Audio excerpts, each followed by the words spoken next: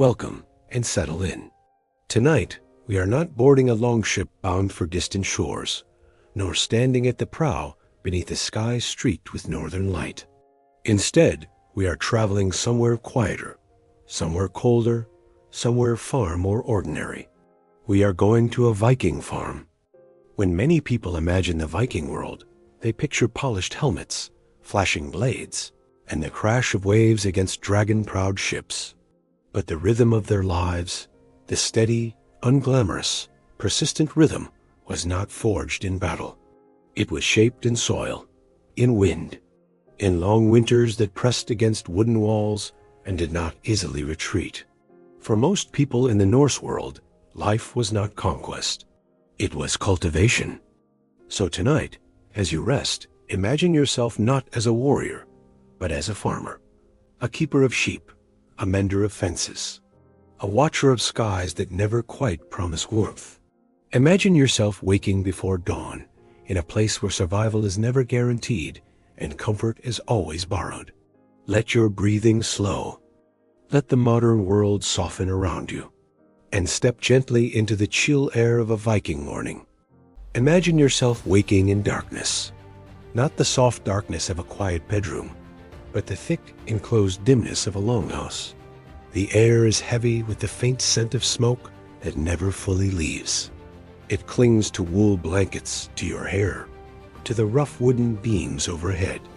Beneath that smoke is another layer, the steady presence of animals. Sheep, perhaps a cow. In winter, they share the structure with you. Their warmth necessary, their smell unavoidable. You are lying on a simple wooden platform covered in furs. The furs are practical, not luxurious. They hold warmth, yes, but also traces of the fields, of the weather, of the animals that once wore them. Outside, the wind presses against the walls. You do not wake to an alarm. You wake to responsibility. The rhythm of their lives begins before the sun. Slowly, you sit up. The longhouse is stirring, a low murmur of voices. The scrape of someone feeding embers back to life in the central hearth. That hearth is the heart of the home. A narrow strip of fire running down the center, smoke drifting upward through a vent in the roof. It never fully disappears. It cannot. Without it, warmth vanishes, and with warmth, safety. Step outside. The air is sharp. It carries the clean scent of frost and distant water. In much of Scandinavia, the growing season is short and the margin for error is thin. The soil is often rocky. The fields are small and stubborn. Imagine yourself taking hold of a wooden plow, drawn not by a powerful machine, but by a patient ox. The earth resists you. It is not soft, dark loam. It is packed and interspersed with stone. Each pass across the field is slow. Each furrow is earned. This is not a day's inconvenience. This is the foundation of survival. Barley must grow. Rye must grow. Without it, winter becomes something else entirely.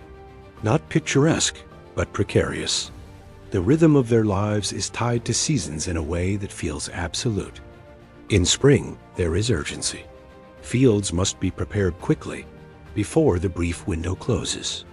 In summer, there is labor beneath the sun that lingers almost endlessly. In autumn, there is harvesting and preservation, drying fish, salting meat, storing grain in carefully guarded spaces. And then there is winter. Imagine winter here. Snow settles across the land in a quiet, unbroken sheet. The fjords freeze along their edges. Daylight shrinks to a narrow band of gray. Inside the longhouse, tasks continue. Spinning wool, repairing tools, carving wood. But movement is limited. Food is rationed carefully. Every bite was planned months before. If you miscalculated, there is no market open late, no shipment arriving unexpectedly. There is only the slow realization that supplies are thinner than hoped. Even the simple act of clothing yourself is labor-intensive. The wool you wear was once sheared, cleaned, spun, woven by hand.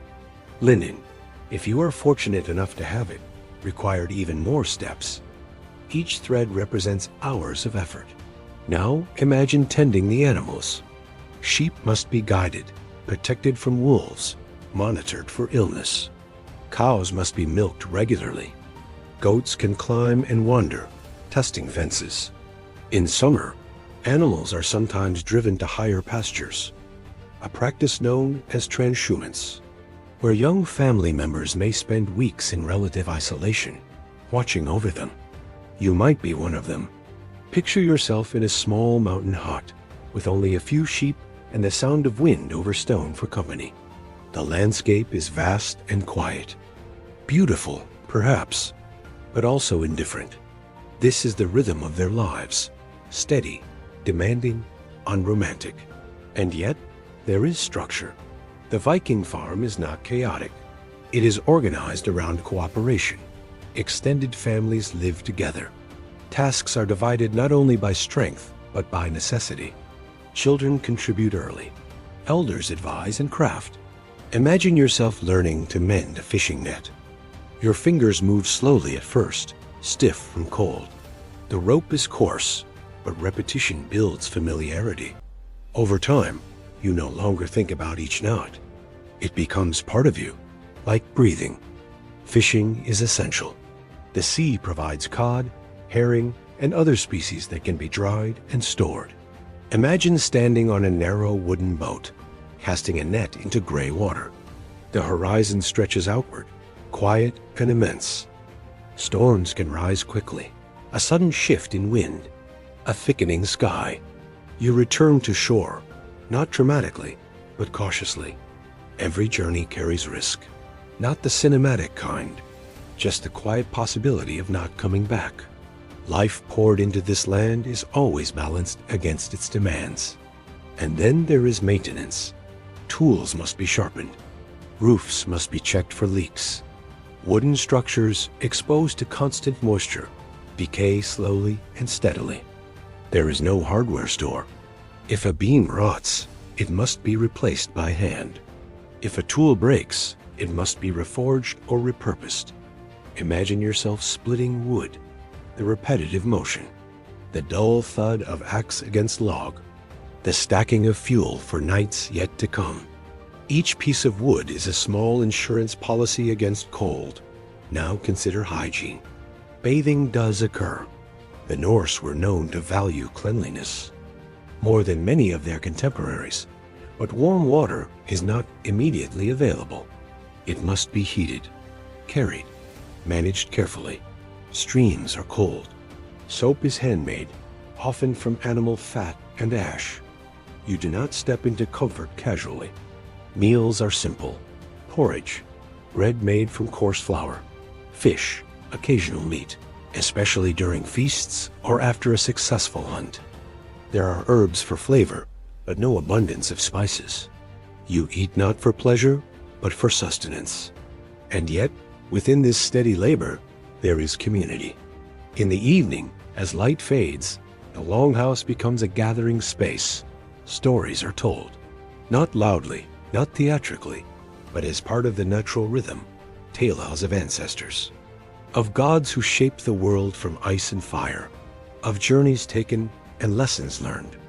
Imagine sitting near the hearth. The fire casts gentle shadows across carved wooden posts. The sound of wind softens outside. Someone recites a verse, not to impress, but to remember. Even here, comfort is relative. The smoke drifts upward imperfectly. Your eyes may sting slightly. The floor beneath you is hard, but there is warmth. There is shared presence. And that, too, is part of survival. If you are placed here without preparation, without years of gradual adaptation, you might find the cold persistent, the labor unrelenting, the margin for error unnerving. You might miss the quiet certainty of abundance. The Viking farm does not promise ease. It offers something else, a constant negotiation with nature, a steady awareness that every task matters. The rhythm of their lives leaves little room for idleness. And yet, in its repetition, there is a kind of calm, a predictability shaped not by clocks, but by sunrise and snowfall, by lambing season and harvest. As you imagine yourself there, hands rough from rope, shoulders tired from plow, lungs filled with crisp northern air, notice how different this rhythm feels from your own. No notifications, no distant traffic, only wind, fire, breath. And slowly, as night returns once more to the longhouse, you lie back down on your wooden platform. The animals shift softly nearby. The hearth glows low. Outside, snow may be falling again. Inside, the day's labor settles into stillness. The rhythm continues tomorrow. And now, as the steady rhythm of farm life settles gently into the background, we shift our attention outward. From the enclosed warmth of the longhouse, from the fields of barley and the patient tending of sheep, we turn toward the sea. Because not all who lived within the Viking world remained rooted to the soil. Some looked west. Imagine yourself standing at the edge of a fjord in Greenland around the turn of the 11th century. The water is calm, a sheet of pale gray beneath a wide sky. The land behind you is sparse and rocky. The settlement is small, a scattering of turf-roofed buildings pressed low against the wind. This is not Norway. This is Greenland. And here lives Leif Erikson. He is not a mythic figure in his own time. Not yet. He is the son of Eric the Red, the man who established Norse settlements in Greenland after exile from Iceland. Exile in this world is not symbolic. It is literal. One misjudged conflict, one feud gone too far, and you may find yourself cast out. Leif grows up in this environment of second chances and harsh landscapes. Greenland offers opportunity, but only in narrow margins. Its soil is thin. Its climate is unpredictable. Survival demands constant attention. The rhythm of their lives here is even more fragile than on a Scandinavian farm. Imagine Leif as a young man, watching ships arrive from Iceland or Norway. They bring news, timber, iron, perhaps small luxuries. They also bring stories. Stories of lands glimpsed further west, lands sighted accidentally by a merchant named Bjarni Herjolfsson, who was blown off course and reported forests and unfamiliar shores. Forests. In Greenland, wood is precious. Trees are scarce and small. Timber must often be driftwood or imported. The idea of a land rich in forests would have sounded almost unreal. Imagine yourself hearing that story by the hearth. You would not dismiss it outright. In this world, rumor and exploration are closely linked. The ocean is not a barrier. It is a pathway. Leif, according to later Icelandic sagas, purchases Bjarni's ship and decides to retrace his route. The decision is not theatrical. It is practical. If such a land exists, it could offer resources Greenland lacks. So picture yourself boarding a longship, not the towering image of conquest often shown in paintings, but a sturdy vessel designed for both rivers and open sea. The hull is clinker-built, overlapping planks fitted carefully together. The sail is wool, heavy and responsive to shifting winds. There are no compasses as you know them. Navigation relies on experience, on the sun's position, on knowledge of currents and seabirds. Some scholars suggest the possible use of sunstones, crystals that might help detect the sun's location through cloud cover, though the evidence remains debated. The journey west is not described in vivid daily logs. It comes to us through sagas written centuries later, but we can imagine the motion. The creak of wood, the slap of waves against the hull, the long stretches of horizon where sea and sky blur into one. There is no guarantee of landfall. Life at sea, even in calm weather, is a negotiation with uncertainty. Food must be rationed. Fresh water is limited. Crew members sleep where they can, often beneath simple coverings. The rhythm of their lives shifts from soil to swell. Eventually, land appears. The sagas speak of three places: Helgeland, Markland, and Vinland. Scholars generally associate Helgeland with Baffin Island, a stark and rocky landscape. Markland, possibly Labrador, with its forests. And Vinland, perhaps somewhere along the coast of Newfoundland, where grapes or berries were found. Imagine stepping ashore. The ground feels unfamiliar but solid. The air carries a scent of vegetation different from Greenland's sparse growth. There are trees in abundance, timber that could be cut and shaped into beams and planks. For a Greenlander, this would have felt transformative. Leif and his crew built temporary structures, small houses of timber and turf. They explore cautiously. This is not an empty world. Indigenous peoples, whom the Norse would later call Skrillingar, inhabit these lands. Encounters occur. Some are peaceful exchanges. Others, over time, turn tense. The sagas do not linger in graphic detail. They mention conflict in brief strokes. Lives were lost. Settlements were eventually abandoned. But for a time, there was contact. Archaeology has given quiet confirmation to these stories. At Lonso Meadows in Newfoundland, the remains of Norse-style buildings have been uncovered. Turf walls, iron-working evidence, artifacts consistent with the Norse presence around the year 1000. It is a modest site, not a city, not a kingdom, just a small encampment at the edge of a continent. Imagine the contrast. Back in Greenland, farms struggle against climate shifts. In Vinland, there is timber, possibly milder conditions, perhaps new foods. And yet, the distance is vast. The logistics of sustaining a permanent colony across such an ocean are formidable. The rhythm of their lives does not easily support large-scale transatlantic expansion. Leif's journey is significant not because it resulted in conquest or lasting settlement, but because it demonstrates something quieter: curiosity, adaptation, a willingness to test the boundaries of the known world. He does not arrive with an empire behind him. He arrives with a ship and a crew. In later generations, the sagas will elevate him, sometimes calling him Leif the Lucky. They will weave Christian symbolism into his story, suggesting he brought Christianity to Greenland after a stay in Norway. They will shape his life into narrative form, smoothing rough edges and filling gaps. But beneath those layers is a simpler reality. A man from a marginal colony heard of land further west and chose to investigate. Imagine returning from that voyage. The longship pulls again into a Greenland fjord. The same turf houses wait along the shore. The same thin fields stretch outward. Yet something has changed. You have seen forests across the ocean. You have walked on a coastline unknown to Europe. You have, in a quiet way, expanded the map. And then, life resumes. Animals must still be fed, roofs repaired, grain measured carefully. The extraordinary voyage does not eliminate ordinary demands. The rhythm of their lives absorbs even exploration.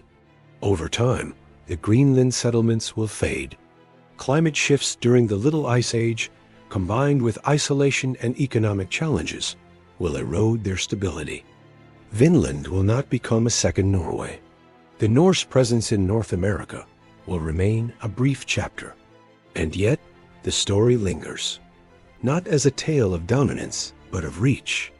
As you imagine Leif Erikson standing once more beside the hearth, recounting what he saw: forests, unfamiliar shores, the wide sweep of the Atlantic, consider how exploration in this era was inseparable from necessity. Timber was needed, trade was needed, options were needed. The Viking world was not static. It stretched along coastlines from Norway to Iceland, to Greenland, and briefly to North America.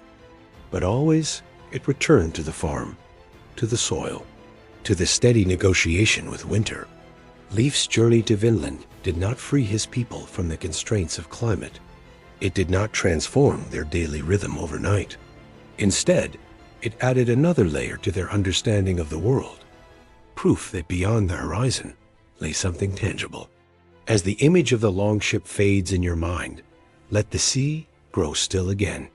The creaking hull quiets. The sail lowers.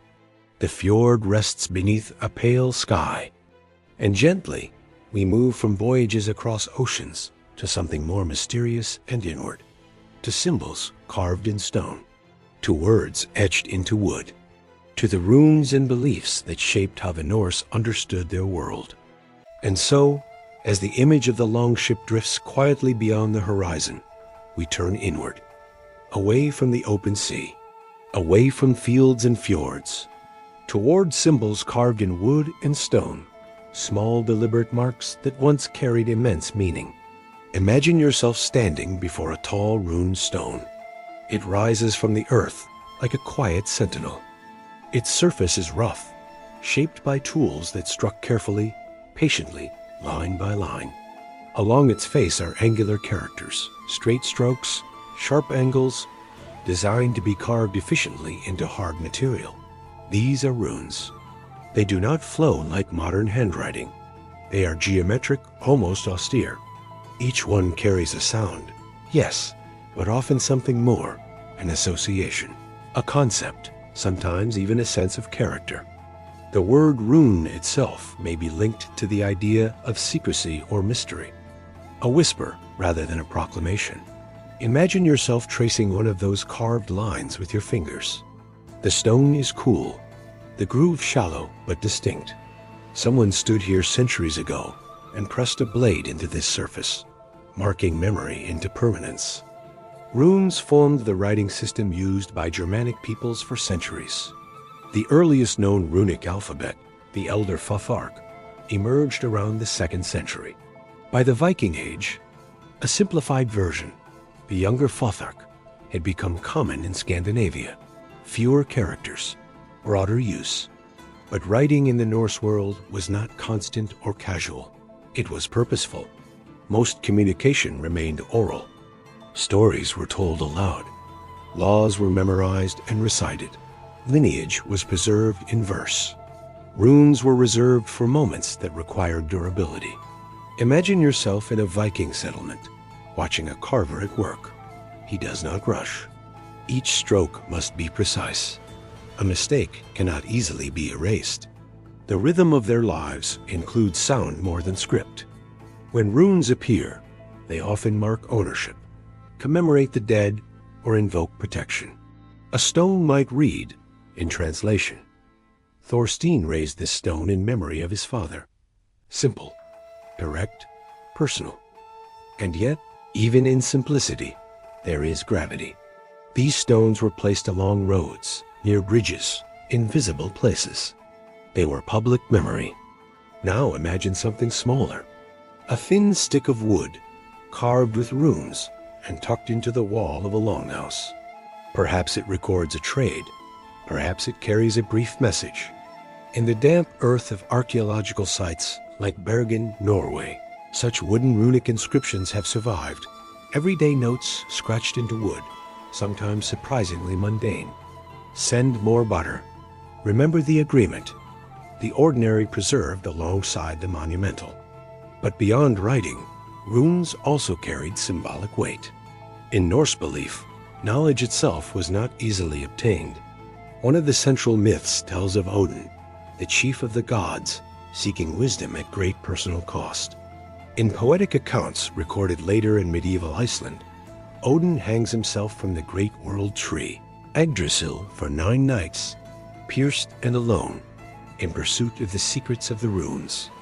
The story is not described in vivid or unsettling detail.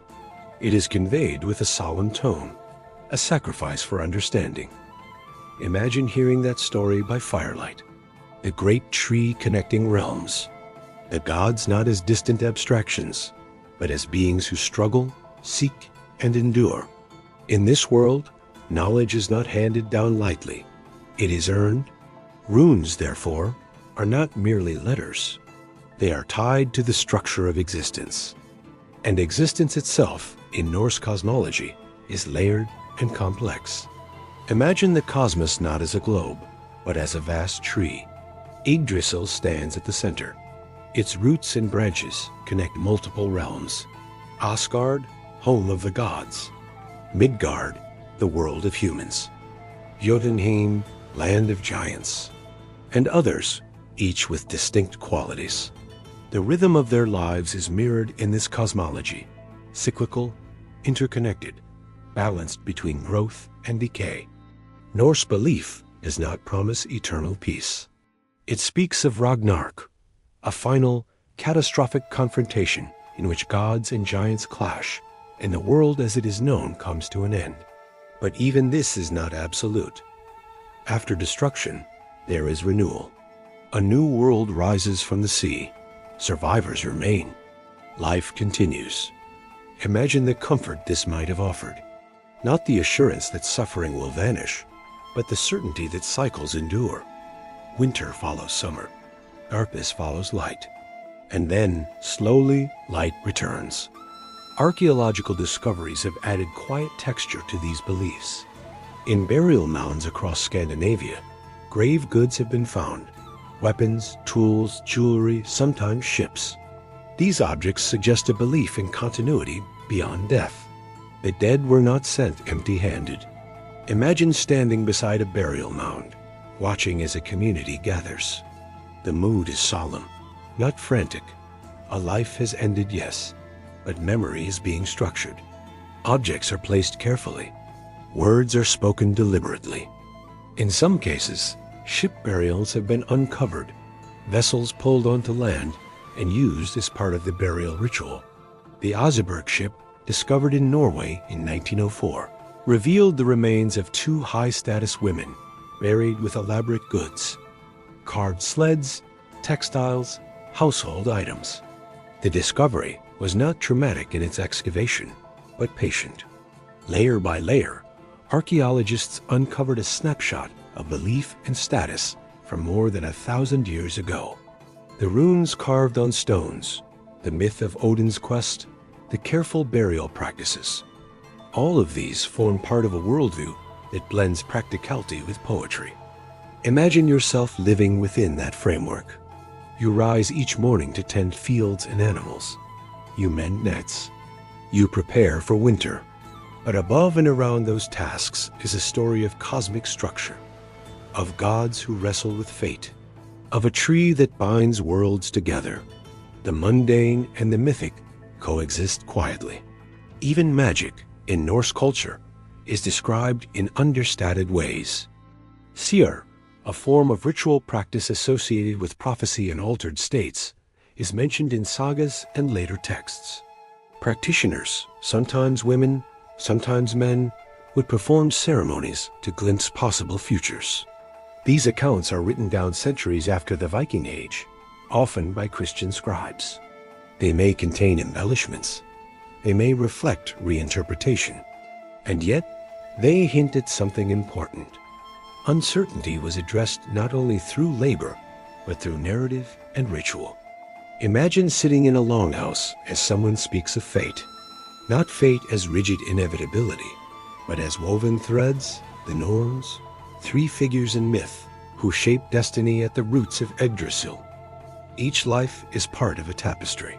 The rhythm of their lives, then, is both practical and symbolic. You harvest grain because winter will come. You carve runes because memory matters. You tell stories because they anchor experience. Over time, Christianity spreads through Scandinavia. Churches replace some ritual spaces.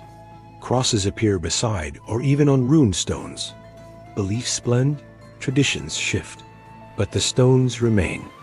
Even today, you can stand before a Viking rune stone and see the deliberate care of its maker.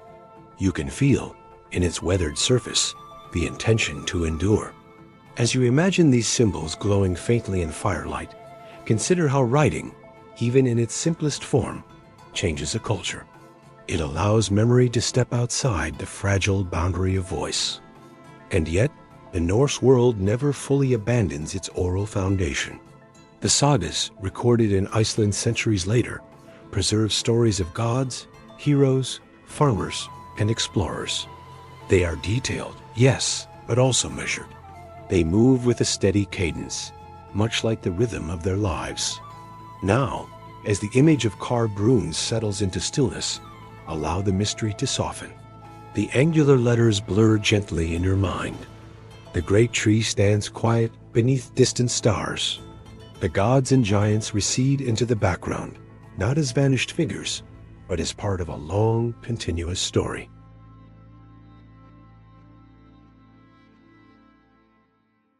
And now, as the carved runes grow quiet in your thoughts, we move from stone and symbol to structure, from open fields and mountain pastures to a building that stands larger than the rest.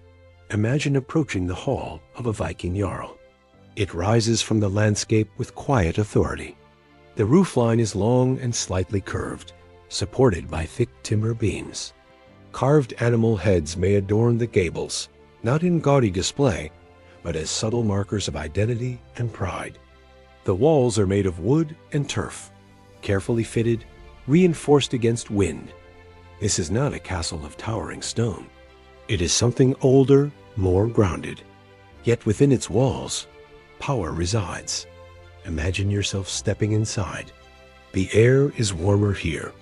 The central hearth burns steadily, smoke drifting upward toward vents in the roof. Along the sides of the hall are long wooden benches covered with woven textiles and furs. Shields hang along the walls, not only as weapons, but as decoration, quiet reminders of loyalty and obligation. The rhythm of life here is different from the farm, though still tied to its realities. A Jarl is not a king, but he is a regional leader, a man of land, influence, and responsibility. His wealth is measured not only in silver or livestock, but in followers, in alliances, in the strength of the bonds he maintains. Imagine yourself seated among his household. You are not an equal, perhaps, but you are part of a network. Around you are warriors who have pledged loyalty, craftsmen, advisors, visiting traders. The hall is both home and political center. In the evenings, the space comes alive with measured ceremony. A feast begins not with frenzy, but with order. Large wooden platters carry roasted meat, bread, dried fish. Ale is poured into cups of wood or horn. The scent of smoke mingles with food, with wool, with human presence. There is conversation, steady and layered.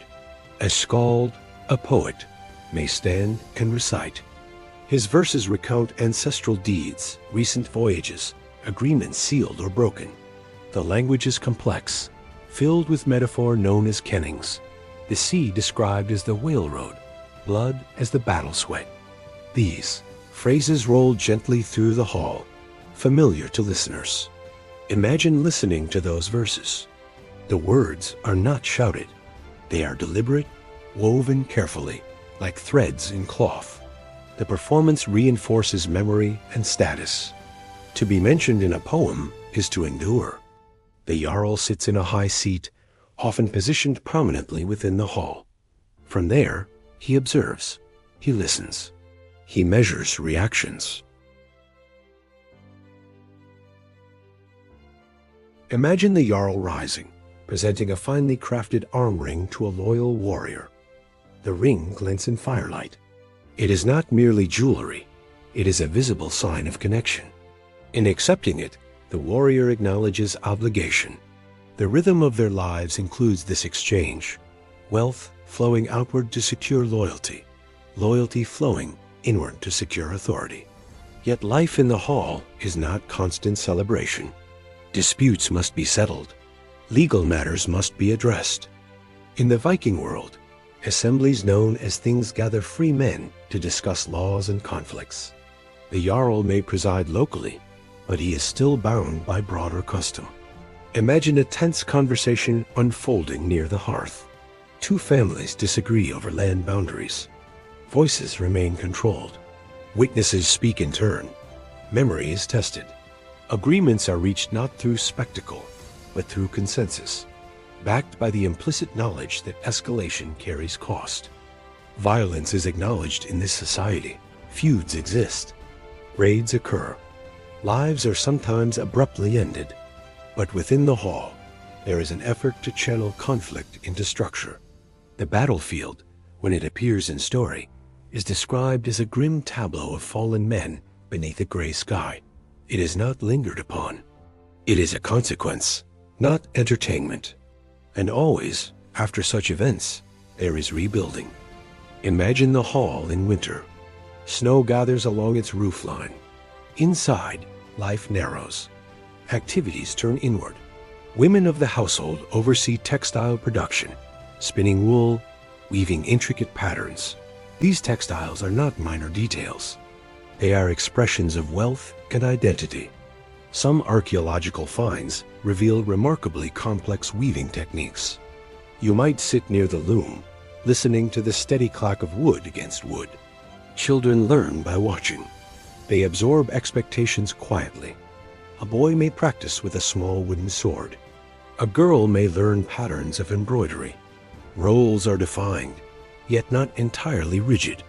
Women in Norse society could own property, request divorce, manage estates in their husband's absence. The hall, then, is not solely masculine. It is domestic and political at once. Now imagine a visiting traveler arriving. He carries news from afar, perhaps from Iceland, perhaps from Norway. The Jarl listens carefully. Information is valuable. A marriage alliance may be proposed, a trade opportunity hinted at. Maps are not unrolled dramatically. Instead, knowledge is stored in minds, coastlines remembered through experience, distances measured in days at sea. The rhythm of their lives here is layered: agricultural, political, cultural. Even religion, as we explored earlier, finds expression in the hall. Before Christianity fully takes root, offerings might be made to Thor or Frey. Later, crosses appear alongside traditional symbols. Beliefs overlap for a time. Imagine a small carved figure placed discreetly near the high seat. It is not ostentatious. It is part of daily awareness. Over decades, the structure of power shifts. Some jarls become kings. Some halls expand into more formal courts. Others fade as families lose influence. But during the height of the Viking Age, the hall remains central. It is where memory is curated, where alliances are forged, where disputes are softened by shared drink, where stories carry as much weight as silver. If you were to spend a day here, fully present, fully subject to its customs, you might feel the weight of expectation. Your posture would matter. Your words would matter. Loyalty is visible. So is hesitation. And yet, in the quiet hours after a feast, when most have retired to their benches and the fire burns low, the hall returns to something simpler: a structure of wood and earth, a place of shelter against cold. The Jarl himself, despite wealth and influence, is not immune to the land's demands. His stores must still last the winter. His followers must still be fed. A failed harvest touches even the high seat. The contrast between farm and hall is real, but not absolute. Both exist within the same climate, the same narrow growing season, the same long winter nights. The rhythm of their lives, whether farmer, explorer, or jarl, is shaped by environment first and ambition second. Now, as we near the end of our journey, imagine the hall quiet once more. The torches have dimmed. The benches are occupied by sleeping figures wrapped in wool and fur. Outside, wind moves gently across open land. Perhaps snow falls in soft, unbroken silence. The carved beams overhead hold steady. From farmstead to fjord, from Vinland's distant shore to rune-marked stone, from hearth to high seat, this world has revealed itself not as constant battle, but as continuous balance. A negotiation with climate, a weaving of story and survival, a steady, persistent rhythm. And as you rest now, in comfort unknown to them, consider that contrast gently. Their nights were colder, their days more physically demanding, their margins thinner. And yet, within those constraints, they built homes, told stories, carved memory into stone, and occasionally crossed an ocean. Let the image of the hall soften. Let the longhouse fade into darkness. The wind grows quieter, the fire settles into embers, and the rhythm, steady and enduring, carries you calmly toward sleep.